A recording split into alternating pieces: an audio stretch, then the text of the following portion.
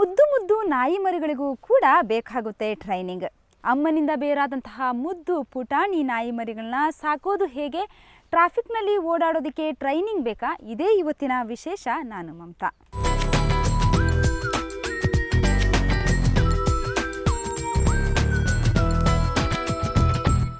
Cute ಪಪ್ಪಿಗಳನ್ನ ನೋಡಿದರೆ ಹಾಗೆ ಒಮ್ಮೆ ಎತ್ತಿ ಮುದ್ದಾಡೋಣ ಅನಿಸುತ್ತೆ. ಹಾಗಂತ ಹೈಫೈ ನಾಯಿ ಮರಿಗಳನ್ನು ಹೇಗಪ್ಪ ಸಾಕೋದು ಅನ್ನೋಂಥ ಗೊಂದಲ ಕೂಡ ಇದ್ದೇ ಇರುತ್ತೆ.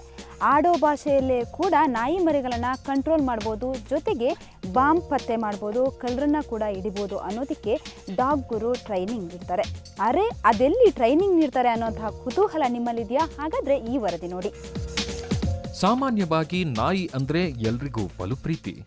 ಅದರಲ್ಲೂ ವಿದೇಶಿ ಹೈಬ್ರಿಡ್ ತಳಿಯ ನಾಯಿಗಳು ನೋಡೋದಕ್ಕೆ ಕ್ಯೂಟ್ ಆಗಿರುತ್ತವೆ. ಒಂದೇ ಬಾರಿ ಹಲವಾರು ನಾಯಿಗಳು ಜೊತೆಯಾಗಿ ನಲಿದಾಡ್ತಿದ್ರೆ ಅವುಗಳನ್ನ ಹೊಗಳೋದಕ್ಕೆ ಪದಗಳೇ ಸಾಲೋದಿಲ್ಲ.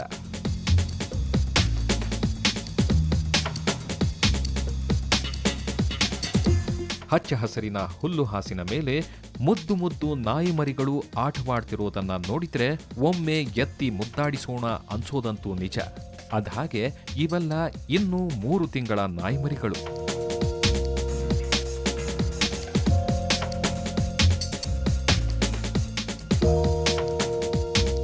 ಇಂತಹ ಕ್ಯೂಟ್ ಪಪ್ಪಿಗಳು ಎಲ್ಲರನ್ನ ಆಕರ್ಷಿಸೋದು ಡಾಗ್ ಗುರು ಮನೆಯಲ್ಲಿ.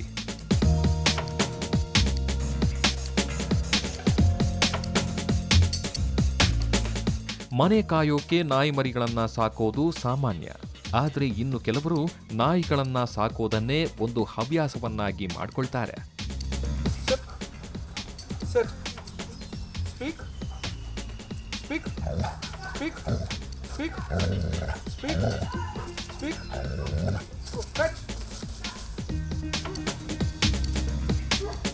Good boy. Come. Good boy. Drop. Drop. Good boy. Sit. Lucky. Sit. Good boy. ಅದರಲ್ಲೂ ಉತ್ತಮ ತಳಿಯ ನಾಯಿಗಳನ್ನ ಸಾಕಿ ಅವುಗಳನ್ನ ಬೇರೆಯವರಿಗೆ ತೋರಿಸಬೇಕು ಅನ್ನೋ ಬಯಕೆ ಇನ್ನಷ್ಟು ಮಂದಿಗೆ ಇರುತ್ತೆ. ಆದರೆ ಡಾಗ್ ಗುರು ನಾಯಿಗಳಿಗೆ ತರಬೇತಿ ನೀಡೋ ಹವ್ಯಾಸ ಬೆಳೆಸ್ಕೊಂಡಿದ್ದಾರೆ.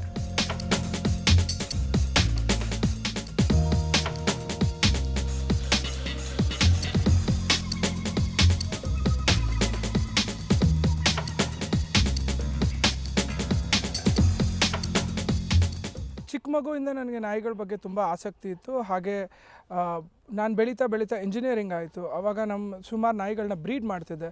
ಸೇಂಟ್ ಬರ್ನಾರ್ಡ್ಸ್ ಇರ್ಬೋದು, ಬುಲ್ ಮ್ಯಾಸ್ಟಿಫ್ಸು, ಇಂಗ್ಲೀಷ್ ಮ್ಯಾಸ್ಟಿಫ್ಸ್, ಆ ರೀತಿ. ಬಟ್ ಎಲ್ಲ ನಾಯಿ ಟ್ರೈನ್ ಆಗಿರೋದು ಎಲ್ಲರದು ಒಂದೇ ಕಂಪ್ಲೇಂಟ್ ಇರೋದು. ನಮ್ಮ ನಾಯಿನೂ ಸುಮಾರು ಜನ ಟ್ರೈನ್ ಮಾಡಿದರು. ನಾಯಿ ನಮ್ಮ ಮಾತು ಕೇಳಲ್ಲ, ಬರೀ ಟ್ರೈನರ್ ಮಾತು ಕೇಳುತ್ತೆ ಅಂತ ಹೇಳಿ. ಹಾಗಾಗಿ ಇಂಟರ್ನೆಟ್ಟು ಗೂಗಲಲ್ಲಿ ನೋಡಿದಾಗ ತಪ್ಪು ನಾಯಿದಲ್ಲ, ನಮ್ಮ ವಿಧಾನಗಳು, ನಾವು ಹೇಳ್ಕೊಡ್ತಿರೋ ವಿಧಾನ, ನಾವು ಮಾಡ್ತಿರೋ ರೀತಿ ಆಫ್ ಟ್ರೈನಿಂಗ್ ತಪ್ಪು ಅನ್ನೋದು ಅರ್ಥ ಆಯಿತು. ಆವಾಗ ನಾನು ಬೇರೆ ಎಲ್ಲಿ ಓದ್ಕೊಂಬರ್ಬೋದು ಅಂತ ನೋಡಿ, ಇಂಡಿಯಾಲಿ ಬೇರೆ ಯಾರು ಡಾಗ್ ಸೈಕಾಲಜಿಸ್ಟ್ ಇಲ್ಲ, ಇರೋರು ಒಬ್ಬರೋ ಇಬ್ಬರು ಅಂತ ಗೊತ್ತಾದಾಗ ನಾನು ಅದ್ರ ಬಗ್ಗೆ ಓದ್ಕೊಂಬರ್ಬೋದು ಅಂತ ಹೇಳಿ ನ್ಯೂಜಿಲೆಂಡ್ಗೆ ಹೋಗಿ ಓದ್ಕೊಂಬಂದಿದ್ದು. ಸಿಟ್, ಸ್ಟ್ಯಾಂಡ್ ಅಪ್, ಶೇಕ್ ಹ್ಯಾಂಡ್ ಹೀಗೆ ಸೂಚನೆಗಳನ್ನ ನೀಡ್ತಿದ್ದಂತೆ ನಾಯಿ ತನ್ನ ಚಲನವಲನಗಳನ್ನು ಹಾಗೆ ಬದಲಾಯಿಸುತ್ತೆ.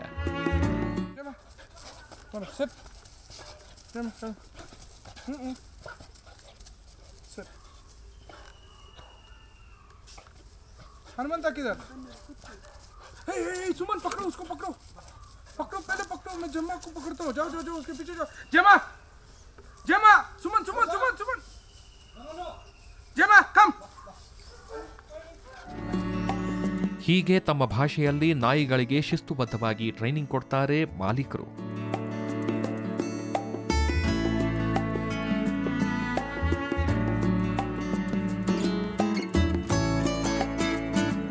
ನಾಯಿಗಳಿಗೆ ತರಬೇತಿ ಅಂದ್ರೆ ಸುಮ್ಮನೆ ಅಲ್ಲ.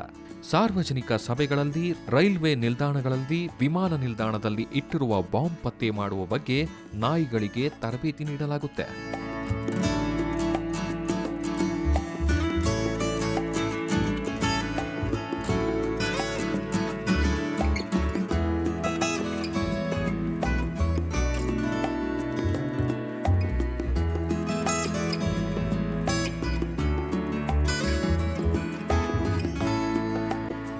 ಅಷ್ಟೇ ಅಲ್ಲ, ನಾಯಿಗಳಿಗೆ ಮಾಲೀಕರ ರಕ್ಷಣೆಯ ಬಗ್ಗೆಯೂ ತರಬೇತಿ ನೀಡಲಾಗುತ್ತೆ.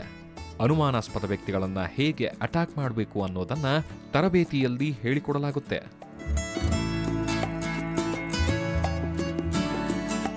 ಟ್ರೀಟ್ಮೆಂಟ್ ಅನ್ನೋದರಲ್ಲಿ any sort of behavioural issue, ಅಂದರೆ ನಾಯಿಗಳಿಗೆ ಯಾವುದೇ ರೀತಿ ಒಂದು ಅದರ ವರ್ತನೆಯಲ್ಲಿ ತೊಂದರೆ, ಊಟ ಮಾಡಬೇಕಾದ್ರೆ ಮಾಲೀಕರ ಹತ್ತಿರ ಹೋದಾಗ ಗೊರ್ರು ಅನ್ನೋದಾಗಲಿ, ವಾಕಿಂಗಲ್ಲಿ ಎಳ್ಕೊಂಡು ಹೋಗೋದು ಮಾಲೀಕರನ್ನ, ಈ ರೀತಿ ಯಾವುದೇ ತೊಂದರೆ ಕಂಡರೂ ಅದರಲ್ಲಿ ಟ್ರೈನಿಂಗ್ ಮೂಲಕ ಅದಕ್ಕೆ ಅನುಕೂಲ ಆಗುತ್ತೆ. ಅದು ಬಿಟ್ಟು ತುಂಬ ಡ್ರಾಸ್ಟಿಕ್ ಕೇಸಸ್, ಅಂದರೆ ಸೀರಿಯಸ್ ಕೇಸಸ್, ಓನರ್ಗೆ ಕಚ್ಚಿದೆ, ಮನೇಲಿರೋರಿಗೆಲ್ಲ ಕಚ್ಚುತ್ತೆ, ರೋಡಲ್ಲಿ ಹೋಗೋರಿಗೆಲ್ಲ ಕಚ್ಚುತ್ತೆ, ಯಾರನ್ನೂ ಹತ್ತಿರ ಬಿಡಲ್ಲ, ಆ ರೀತಿ ಪ್ರಾಬ್ಲಮ್, ಅಗ್ರೆಷನ್ ಪ್ರಾಬ್ಲಮ್ ಇರೋ ನಾಯಿಗಳಿಗೆ ಬೇರೆ ರೀತಿ ಟ್ರೀಟ್ಮೆಂಟ್ ಆಗುತ್ತೆ. ಅದು ತುಂಬ ದಿನ ಇಲ್ಲಿ ಅಡ್ಮಿಷನಲ್ಲಿ ಇರುತ್ತೆ, 6 ತಿಂಗಳು 3 ತಿಂಗಳು ಆ ರೀತಿ. ಅದ್ರ ಮೇಲೆ ಅದಕ್ಕೆ ಇದು ನಿಮಗೆ ಸರಳವಾಗಿ ಹೇಳಬೇಕು ಅಂದರೆ ನಾಯಿಗಳಿಗೆ ನಿಮ್ಮ ಹ್ಯಾಂಡ್ಸ್ ಅನ್ನೋ ರೀತಿ. ಸೊ ತೊಂದರೆ ಇರೋ ನಾಯಿಗೆ ಇಲ್ಲಿ ಇಟ್ಕೊಂಡು ಅದಕ್ಕೆ ನಾವು ಟ್ರೀಟ್ಮೆಂಟ್ ಕೊಡ್ತೀವಿ. ವಿದೇಶಿ ನಾಯಿಗಳು ತುಂಟಾಟ ಮಾಡೋದಕ್ಕೆ ಚಂದ. ಅದರ ಜೊತೆಗೆ ಮುದ್ದು ನಾಯಿ ಮರಿಗಳಿಗೆ ಎಳೆ ವಯಸ್ಸಿನಲ್ಲೇ ತರಬೇತಿ ನೀಡಿದ್ರೆ ಸಾಕು, ಅವು ಇನ್ನಷ್ಟು ಬಲಿಷ್ಠವಾಗಿಬಿಡುತ್ತವೆ. ಬಳುಕುವ ಬಳ್ಳಿಯಂತೆ ಸೊಂಟ ಬಳುಕಿಸಿ ರ್ಯಾಂಪ್ ವಾಕ್ ಮಾಡುವಂತಹ ನಾಯಿ ಮರಿಗಳನ್ನ ನೀವು ನೋಡೇ ಇರ್ತೀರಿ. ಹೌದು, ನಾಯಿ ಮರಿಗಳು ರ್ಯಾಂಪ್ ವಾಕ್ ಮಾಡೋದಕ್ಕೂ ಮುಂಚೆ ಸ್ವಿಮ್ ಮಾಡ್ತವೆ. ಅರೆ, ಸ್ವಿಮ್ ಮಾಡೋದಕ್ಕೂ ರ್ಯಾಂಪ್ ವಾಕ್ ಮಾಡೋದಕ್ಕೂ ಏನಪ್ಪ ಸಂಬಂಧ ಅಂದ್ಕೊತೀರಾ? ಖಂಡಿತವಾಗಿಯೂ ಇದೆ. ಹಾಗಾದರೆ ನಾಯಿ ಮರಿಗಳು ಹೇಗೆ ಸ್ವಿಮ್ ಮಾಡ್ತವೆ ಅನ್ನೋದನ್ನ ನೀವೇ ನೋಡಿ. ನಾಯಿಗಳಿಗೆ ಇಲ್ಲಿ ತರಬೇತಿಯ ಒಂದು ಭಾಗವಾಗಿ ಸ್ವಿಮ್ಮಿಂಗ್ ಕೂಡ ಹೇಳಿಕೊಡಲಾಗುತ್ತೆ. ಬೆಡಗಿಯರಂತೆ ರ್ಯಾಂಪ್ ವಾಕ್ ಮಾಡೋದಕ್ಕೆ ಕ್ಯೂಟ್ ಪಪ್ಪಿಗಳಿಗೂ ಟ್ರೈನಿಂಗ್ ನೀಡಲಾಗುತ್ತೆ. Good evening, my fellow citizens.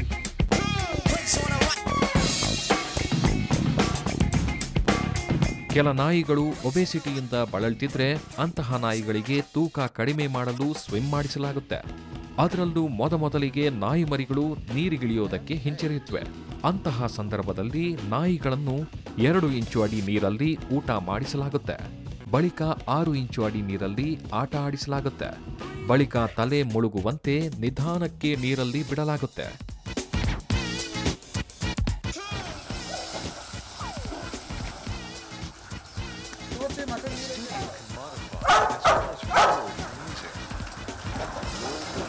Bone muscles development ಎಲ್ಲ ಚೆನ್ನಾಗಾಗೋದಕ್ಕೆ ಅಂತ ಸ್ವಿಮ್ಮಿಂಗಿಗೆ ಬರ್ತಾರೆ. ಇಲ್ಲಿ ಇಟ್ಕೊಂಡು ಅದಕ್ಕೆ ಕಾಲಕ್ರಮೇಣ ಸ್ವಿಮ್ಮಿಂಗ್ ಮಾಡಿಸ್ತೀವಿ. ಅಂದರೆ ಮೊದಲನೇ ದಿನವೇ ಎಷ್ಟೋ ಕಡೆ ನಾವು ನೋಡಿದ್ದೀವಿ, ರೆಸಾರ್ಟ್ಗಳಲ್ಲಿ ಸ್ವಿಮ್ಮಿಂಗ್ ಅಂತ ಹೇಳಿ ನಾಯಿಗಳನ್ನ ತೊಗೊಂಡು ನೀರಿಗೆ ಬಿಸಾಕ್ಬಿಡ್ತಾರೆ. ಆ ರೀತಿ ತುಂಬ ತೊಂದರೆ ಆಗುತ್ತೆ. ನಂತರ ಸುಮಾರು ಹಾಗಾಗಿರೋ ನಾಯಿ ಪಾತ್ರೆಯಲ್ಲಿ ಕುಡಿಯೋಕ್ಕೆ ನೀರಿಟ್ಟರು ನಡಗತ್ತೆ. ಆ ರೀತಿ ತೊಂದರೆಗಳಾಗುತ್ತೆ. ನಾಯಿಗೆ ಏನೇ ಹೇಳಿಕೊಟ್ರು ಕಾಲಕ್ರಮೇಣ ಮೊದಲನೇ ದಿನ ಅದಕ್ಕೆ 1-2 ಇಂಚು ನೀರಲ್ಲಿ ಊಟ ಮಾಡುತ್ತೆ. 2ನೇ ದಿನ ಒಂದು 6 ಇಂಚು 10 ಇಂಚು ನೀರಲ್ಲಿ ಆಟ ಆಡುತ್ತೆ ಬೇರೆ ನಾಯಿಗಳ ಜೊತೆ. ಹಾಗೆ ಒಂದು ವಾರ ಅಷ್ಟೊತ್ತಿಗೆ ಅದರ ತಲೆ ಮೇಲ್ವರೆಗೂ ನೀರು ಹೋದಾಗ ಅದು ಸ್ವಿಮ್ಮಿಂಗ್ ಶುರು ಮಾಡುತ್ತೆ. ಏಕೆಂದರೆ ಏನೇನೇ ಇಂಟ್ರೊಡ್ಯೂಸ್ ಮಾಡ್ಬೋದು, ಸ್ವಿಮ್ಮಿಂಗ್ ಇರ್ಬೋದು, ವಾಕಿಂಗ್ ಇರ್ಬೋದು, ಬೇರೆ ಟ್ರೈನಿಂಗ್, ನಿಧಾನವಾಗಿ ನಾಯಿಗೆ ಸಮಾಧಾನವಾಗಿ ಕೋಪ ಮಾಡಿಕೊಳ್ಳದೆ ಪೇಷನ್ಸ್ ಪ್ರಾಕ್ಟೀಸಿಂದ ಮಾತ್ರ ನಾಯಿ ಕಂಪ್ಲೀಟ್ ಟ್ರೈನಿಂಗ್ ಆಗೋದು. ನಾಯಿಗಳಿಗೆ ತರಬೇತಿ ನೀಡೋದ್ರ ಜೊತೆಗೆ ನಾಯಿಗಳ ಮಾಲೀಕರಿಗೂ ತರಬೇತಿ ನೀಡಲಾಗುತ್ತೆ. ನಾಯಿಗಳ ತರಬೇತಿ ಮುಗಿದ ಬಳಿಕ ಮಾಲೀಕರಿಗೆ ಕೆಲ ಸೂಚನೆಗಳನ್ನ ನೀಡಲಾಗುತ್ತೆ. ಒಂದಷ್ಟು ಮಂದಿ ಸಾಕು ನಾಯಿಗಳಿಂದ ಕಿರಿಕಿರಿಯನ್ನ ಅನುಭವಿಸಿದ್ರು. ಅವುಗಳನ್ನ ಸರಿಪಡಿಸೋದಕ್ಕಾಗಿಯೇ ಡಾಗ್ ಗುರು ತರಬೇತಿ ಕೇಂದ್ರಕ್ಕೆ ಸೇರಿದ್ರಂತೆ. ಇದೀಗ ನಾಯಿಗಳ ನಡವಳಿಕೆಯಲ್ಲಿ ವ್ಯತ್ಯಾಸ ಆಗಿದೆ ಅಂತಾರೆ ನಾಯಿ ಮಾಲೀಕರು.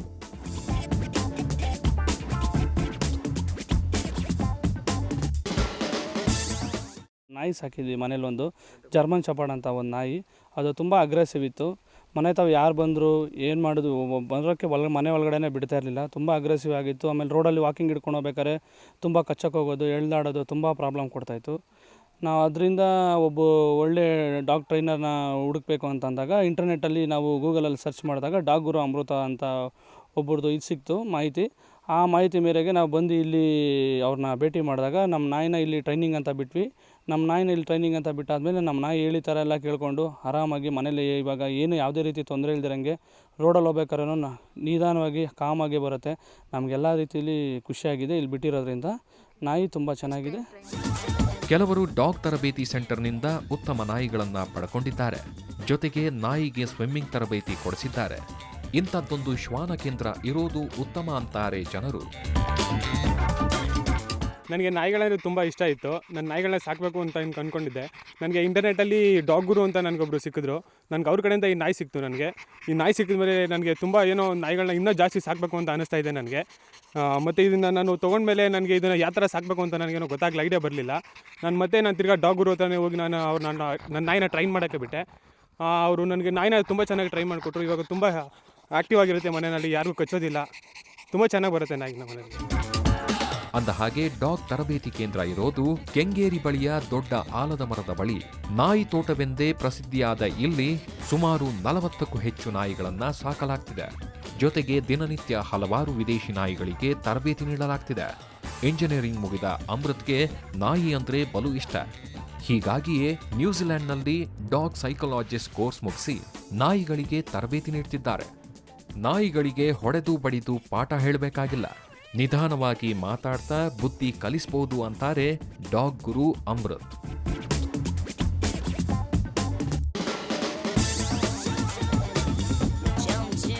ನಾಯಿಗಳಿಗೆ ನಾವು ಯಾವಾಗಲೂ ಹೇಳೋದೇನು ಅಂದರೆ, ನಾಯಿ ತೋಳದಿಂದ ಬಂದಿರೋದು. ಮಂಗನಿಂದ ಮಾನವ ಹೇಗೋ ನಾಯಿಗಳು, ಶ್ವಾನಗಳು ತೋಳದಿಂದ ಬಂದಿರೋದು. ಅದಕ್ಕೆ ನಾನ್ ವೆಜಿಟೇರಿಯನ್ ಅಂದರೆ ಮಟನ್ ಮೀಟ್ ಮಾತ್ರ ಅದಕ್ಕೆ ತುಂಬ ಒಳ್ಳೆಯದು. ಅದರ ಇಂಜಿನಿಯರಿಂಗ್, ಅದರ ಡೈಜೆಷನ್ ಸಿಸ್ಟಮ್ ಬೆಳೆದಿರೋದು ಮಾಡಿರೋದು ಅದು ನಾನ್ ವೆಜ್ ಅಥವಾ ಮೀಟ್ ತಿನ್ನೋಕ್ಕೆ.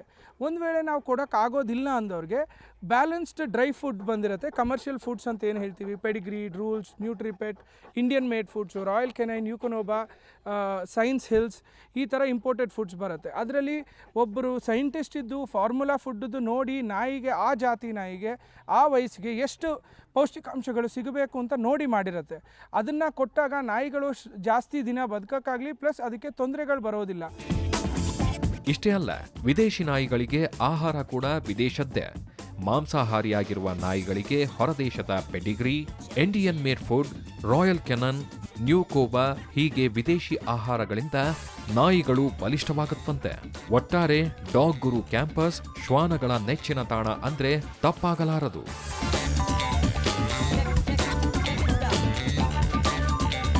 ನೋಡಿದ್ರಲ್ವಾ ನಾಯಿಗಳ ಕಸರತ್ತನ್ನು. ನೀವು ಕೂಡ ನಿಮ್ಮ ಮನೆಯಲ್ಲಿರುವಂತಹ ನಾಯಿಗಳನ್ನು ಶಿಸ್ತುಬದ್ಧ ಸೈನಿಕನಂತೆ ಮಾಡಬೇಕು ಅಂತಂದರೆ ಡಾಗ್ ಕೇರ್ ಸೆಂಟರ್ಗೆ ಸೇರಿಸ್ಬೋದು. ಜೊತೆಗೆ ನಿಮ್ಮ ನಾಯಿ ಜೊತೆಗೆ ಸದಾಕಾಲ ನೆಮ್ಮದಿಯೊಂದಿಗೆ ಕಾಲ ಕಳಿಬೋದು. ಇದಿಷ್ಟು ಇವತ್ತಿನ ವಿಶೇಷ. ನೇರ, ದಿಟ್ಟ, ನಿರಂತರ ಸುದ್ದಿಗಾಗಿ ನೋಡ್ತಾ ಇರಿ ಸುವರ್ಣ ನ್ಯೂಸ್.